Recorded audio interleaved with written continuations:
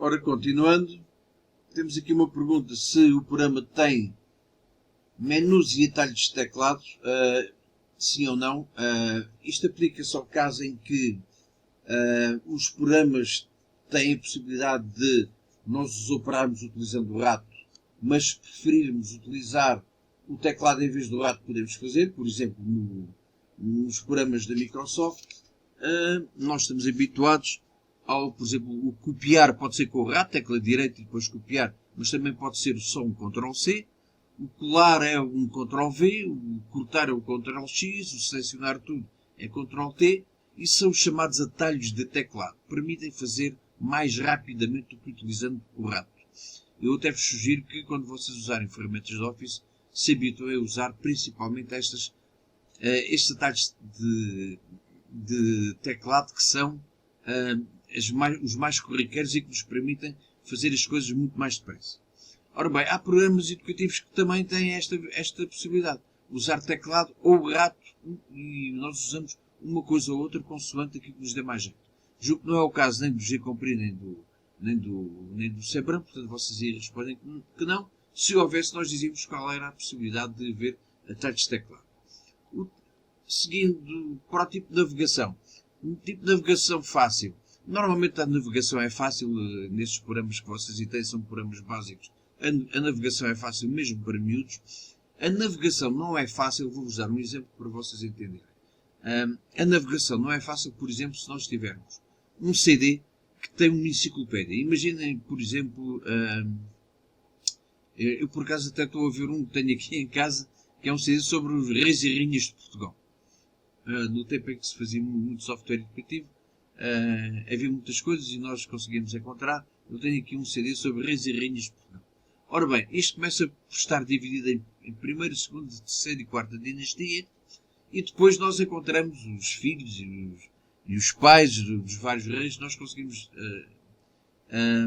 encontrá-los assim.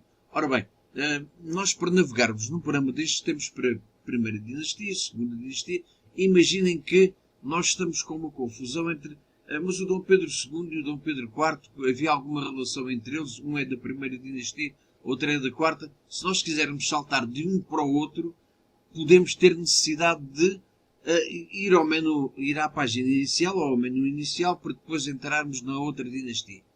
Quer dizer que, enquanto, por exemplo, num tutorial, onde a navegação é fácil porque nós temos uma navegação sequencial, uma organização sequencial de informação e passamos de um ecrã para o ecrã seguinte, para o seguinte, para o seguinte, etc. Há programas onde a organização está organizada de uma forma hierárquica, portanto não sequencial, e poderá ser mais difícil nós passarmos do sítio onde estamos para o ecrã para onde queremos ir. E, portanto, a navegação pode ser mais complicada. Nestes casos que vocês aí têm para avaliar, não é. Se o tipo de navegação é adequado aos destinatários, temos que ver relativamente à idade. Temos aí uma escala de 5 pontos, já falamos sobre isso. Em princípio, sim, os parâmetros foram mantidos para crianças e, portanto, isso foi feito de uma forma que está adequada. Apesar do Sebram já ser um programa antigo e ter algumas deficiências por causa disso, sim, é um programa em que a navegação é adequada. A seguir, vamos acabar aqui com as questões técnicas. O programa possui ecrãs de ajuda, sim ou não? As ajudas encontram-se normalmente onde a gente vê os pontos de interrogação. Acontece que, na maior parte dos programas, isto infelizmente é assim, mas também é difícil não ser, a maior parte das ajudas não ajudam rigorosamente nada. Se vocês estiverem a trabalhar com um programa de produção que tenha ajudas, por exemplo, se nós tivermos o símbolo da impressora e uma ajuda, e clicarmos na ajuda, o que é que a ajuda normalmente nos diz? Este símbolo serve para imprimir. É o que nos diz, não nos diz mais nada. Quer dizer que é uma ajuda óbvia que não ajudou rigorosamente nada.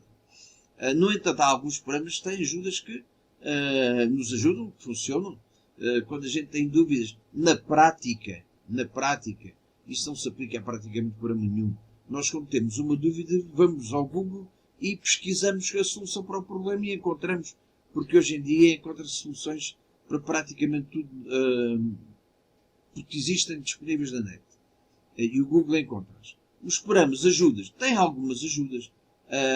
Por exemplo, se nós não soubermos o que é que temos que fazer, e alguns módulos do gCompris onde isso acontece, nós podemos ir lá ao ponto de interrogação que isso nos ajuda. Vocês depois têm é que dizer, isto é uma questão de opinião vossa, se essas ajudas são adequadas e se são suficientes. Vocês até podem passar por alguma situação onde não sabem o que é que têm que fazer, experimentem a ajuda. Sei que há pelo menos um módulo no gCompris onde as letras, no Sebrão, onde as letras vão saltando, vocês podem ter dificuldade em saber o que é que têm que fazer, por não ser intuitivo, imediatamente intuitivo. No gCompris há alguns programas que têm a ver com física ou noções de física que também podem não ser tão evidentes para vocês. Experimentem procurar aí uma ajuda e vejam se a ajuda é suficiente e se é adequada às necessidades que vocês têm. Finalmente, o programa corre sem problemas técnicos. Isto tem a ver com o facto do programa crashar ou não. Há programas que podem ter um valor educativo espetacular e mesmo assim depois, quando chegamos ao fim, não conseguirmos acabar o programa porque aquilo crasha antes de chegar ao fim. E mesmo assim pode fazer sentido nós usarmos. Um programa, normalmente, o programa que se põe aqui é, o rato deixa de funcionar, o programa crash, o programa vai abaixo. Normalmente são esses os programas que nós encontramos em alguns daqueles programas mais antigos que foram, como eu disse, concebidos por professores e que, do ponto de vista técnico, têm algumas deficiências. Portanto, se houver algum problema técnico, não é o caso, nós respondemos que não. Se houvesse, nós dizemos que sim, quais eram os problemas. Por exemplo, o programa vai abaixo ou crasha quando carregamos na tecla tal, etc. Finalmente, e antes de passarmos à parte seguinte, exatamente. O programa pode ser modificado ou adaptado. Há alguns que podem. Há alguns programas que têm um ficheiro de texto ao lado que nós podemos modificar com o Word, o Notepad ou o WordPad ou mesmo com o Word. Tem a ver com o seguinte. Por exemplo, se nós tivermos um exercício de treino e prática, por exemplo, de cálculo mental, onde queremos que os alunos façam vários cálculos mentais uns atrás dos outros, para, através do treino e da prática, irem dominando a técnica do cálculo mental. Se pusermos os alunos a utilizar esse programa várias vezes, eles a certa altura já sabem quais são os resultados, porque os exercícios são sempre os mesmos. Se nós pudermos modificar esses exercícios por forma a que o aluno usa aquele módulo, mas os exercícios que vai fazer de uma vez não são os mesmos que fez na vez anterior, isso é um valor acrescentado. E há alguns programas que têm essa virtualidade.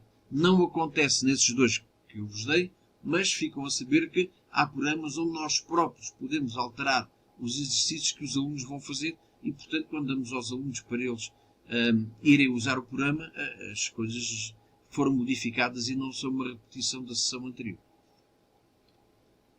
Vamos fazer agora aqui uma pausa antes de irmos aos aspectos didáticos, porque temos aqui umas coisas também para ver. Antes de começarmos, quero-vos chamar a atenção para uma coisa. Nós temos aqui, nesta ficha de avaliação, escalas de 3 ou de 5 pontos.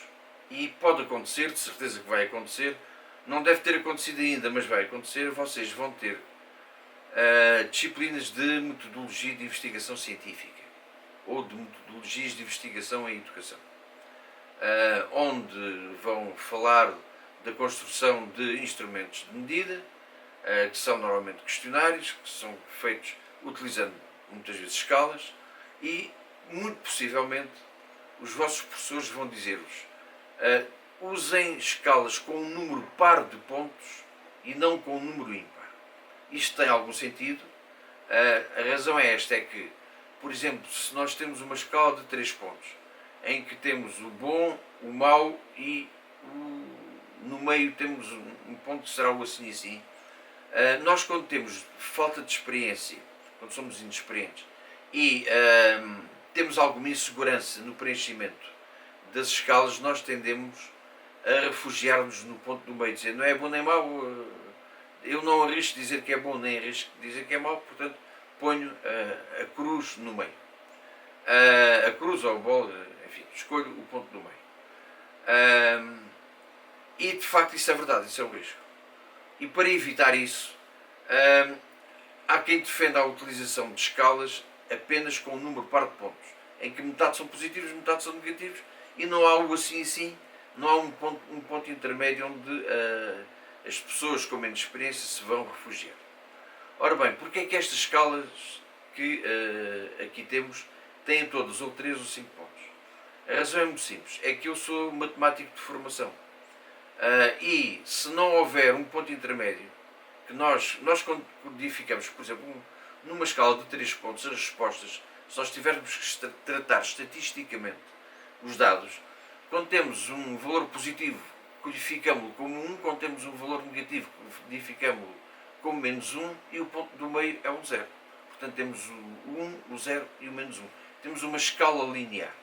Se for uma escala de 5 pontos, temos o muito bom, o bom, o assim, o mau e o muito mau, que nós codificamos como mais 2, mais 1, 0, menos 1 e menos 2. Acontece que se nós retirarmos o ponto do meio, a escala deixa imediatamente de ser linear. Porquê? Porque salta do 1 para o menos 1 sem ter nenhum ponto intermédio onde parar, digamos assim. E portanto a escala não é linear. Portanto, em termos depois de tratamento estatístico, eu não gosto de trabalhar com escalas que não tenham o ponto intermédio e o ponto zero. E por isso é que isto é uma questão de autores, é uma questão de opinião. Quero-vos alertar que faz sentido vocês virem ouvir pessoas dizerem assim: não usem um número ímpar de pontos, usem apenas um número de par, que é para as pessoas não se refugiarem no ponto intermédio. Ok, tudo bem. Eu digo-vos que para mantermos uma escala linear, eu prefiro, é uma opção minha, podia optar por seguir esse conceito que eu vos estou a dizer, que vocês de certeza vão ouvir aos vossos professores das áreas das pedagogias. Eu, como matemático, prefiro trabalhar com uma escala com um número ímpar de pontos, que é uma escala linear.